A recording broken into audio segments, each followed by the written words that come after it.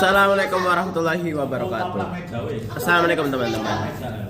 Jadi di kesempatan kali ini saya akan membahas mengenai salah satu kasus yang ada di Indonesia.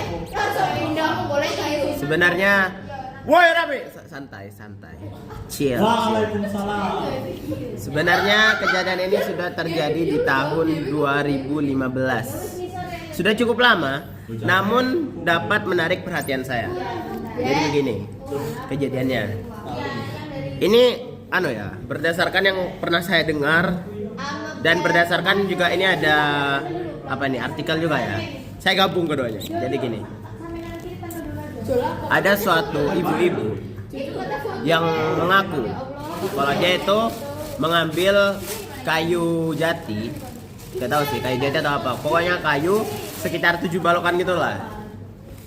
Nah, ibu itu menganggap dia mengambil kayu tersebut untuk menjadikan bahan bakar dijadikan sebagai kursi di rumahnya. Dan dia mengaku itu mengambil kayu itu karena kayu tersebut juga masih berada dalam wilayah daerah tanahnya gitulah. Lalu ibu tersebut dilaporkan ke pihak pengadilan karena ibu tersebut diduga melakukan pencurian. Sabar. Nah, karena hal tersebut, nenek tersebut itu divonis bersalah karena mencuri kayu jati. Pengadilan Negeri Situbondo menjatuhkan hukuman 1 tahun penjara dengan masa percobaan 1 tahun 3 bulan serta denda 500 juta subsidiar 1 hari kurungan. Kasus ini tentunya menjadi sorotan, guys. Kenapa? Bayangin, seorang ibu-ibu yang niatnya bikin kursi aja dituduh pencuri dan di ACC sama pengadilannya. Ini sangat tidak adil. Mengapa? Sini. Ku bacakan salah satu kejadian lain. Vonis terhadap pelaku korupsi.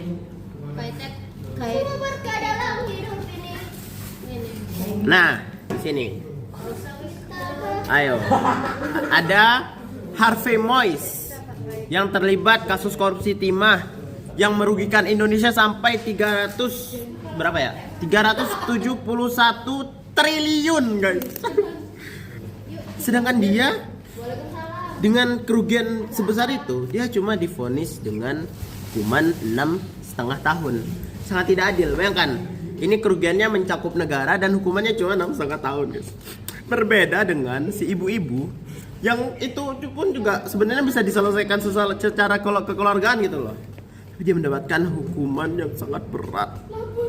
Apalagi konteksnya beliau orang miskin, orang yang kurang mampu lah.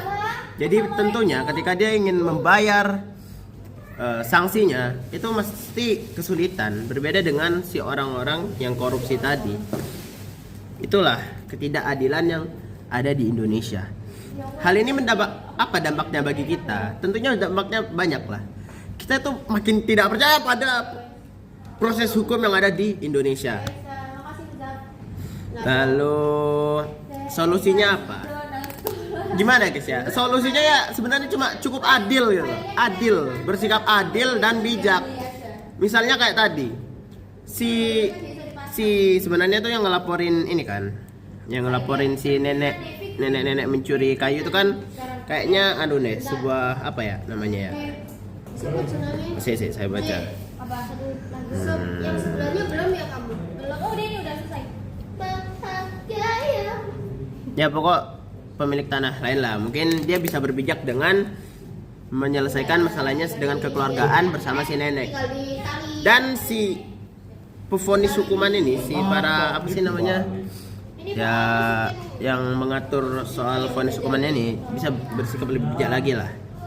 Dan adil tentunya. Bayangkan seorang nenek-nenek tua dengan kebutuhan yang dengan penghasilan yang rendah dihukum 500 juta.